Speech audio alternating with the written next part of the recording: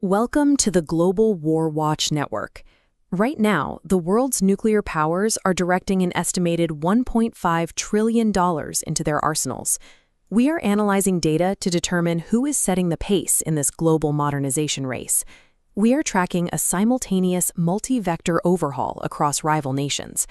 This recapitalization spans multiple dimensions of nuclear posture, from active testing facilities to the deployment of new launch systems. Before we break down the data driving this massive investment, take a moment to subscribe to the channel for more rigorous strategic analysis. For decades, global policy focused on managed reductions and the sunset of Cold War arsenals. Yet today, militaries are executing the most expensive overhaul of strategic weapons in 50 years. This spending surge operates as a mechanical reaction to a structural shift in global security. The managed bilateral framework between Washington and Moscow has fractured, giving way to an unconstrained tricolor deterrence model. To understand how this is unfolding, we will examine three analytical vectors: the fiscal reality of the upgrades, the emerging tripolar threat matrix, and the collapse of arms control. That $1.5 trillion figure reflects the baseline cost of attempting to maintain strategic stability as the old rules of deterrence dissolve.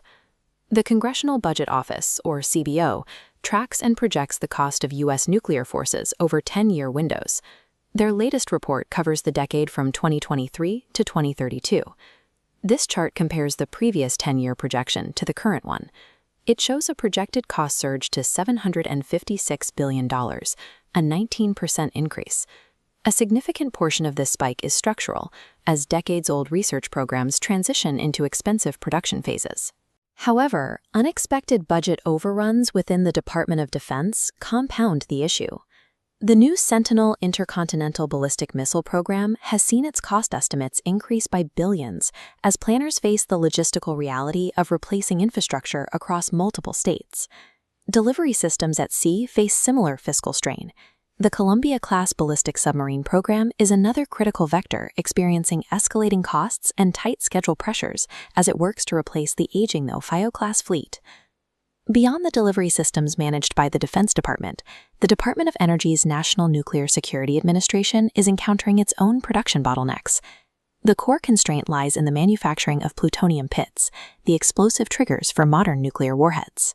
The agency has repeatedly missed congressionally mandated deadlines to produce 80 pits per year by 2030, with internal documents projecting multi-year delays and costs doubling initial estimates. These delays originate from physical infrastructure constraints at key development sites like Los Alamos National Laboratory and the Savannah River site. The manufacturing scale required by current policy does not yet exist. Historical cost growth is now structurally embedded in the modernization effort.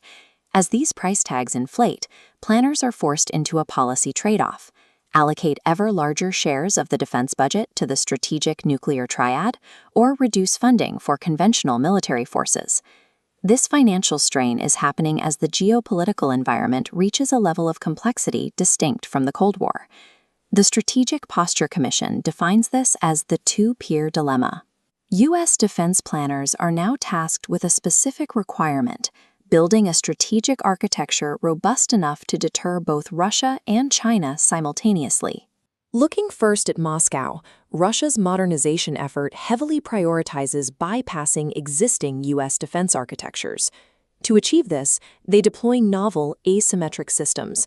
This includes the avant-garde hypersonic glide vehicle, designed to evade traditional interceptors, and the Poseidon nuclear torpedo.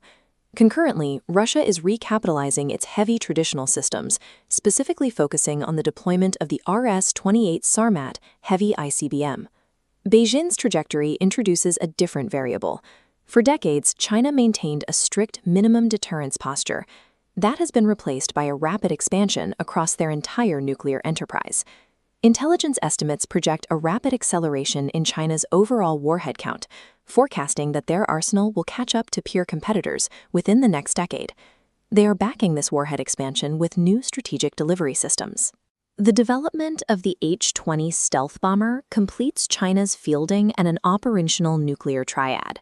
The U.S. response relies on advanced platforms to ensure deep strike survivability against upgraded air defenses, most notably with the rollout of the B-21 Raider.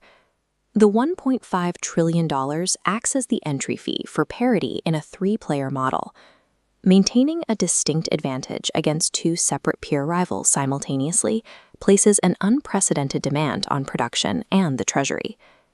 Throughout the Cold War, treaties functioned as mathematical guardrails. Arms control agreements made mutual deterrence measurable, verifiable, and predictable.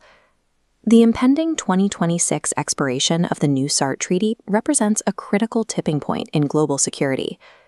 Diplomatic relations have deteriorated to the point where Russia has formally suspended its participation in the treaty. In response, the United States has halted reciprocal strategic data exchanges, leaving both sides blind to the other's exact operational status. New START caps both nations at 700 delivery vehicles and 1,550 warheads. Without these, nations can use uploading to integrate non-deployed warheads onto existing ICBMs and submarines. CBO projections outline a scenario where the U.S. arsenal expands to 6,000 warheads to match adversarial buildups. Executing this upload strategy requires tens of billions of dollars in additional annual operations and sustainment costs, on top of the current modernization bill. Without the predictability of treaties, nations base planning on worst-case scenarios and raw hardware capability, removing caps on both the scale and speed of the buildup.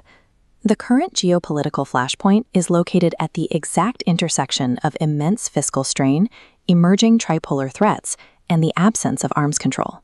That $1.5 trillion price tag serves as a mechanical reaction to simultaneous two-peer strategic competition. Relying solely on spending to outpace two peer rivals at once creates a deficit of both capital and manufacturing capacity that is difficult to sustain over decades. Maintaining strategic stability into the 2030s will require extreme fiscal discipline within these massive acquisition programs. More importantly, it demands the urgent establishment of new diplomatic frameworks for risk reduction before the transition to unconstrained tripolar deterrence becomes irreversible. Thank you for your time and participation in this strategic analysis. Let us know your thoughts on this structural shift in global security in the comments below. Please like this video, share it with others studying international security, and subscribe to the Global Warwatch Network. You can find all our social links in the description.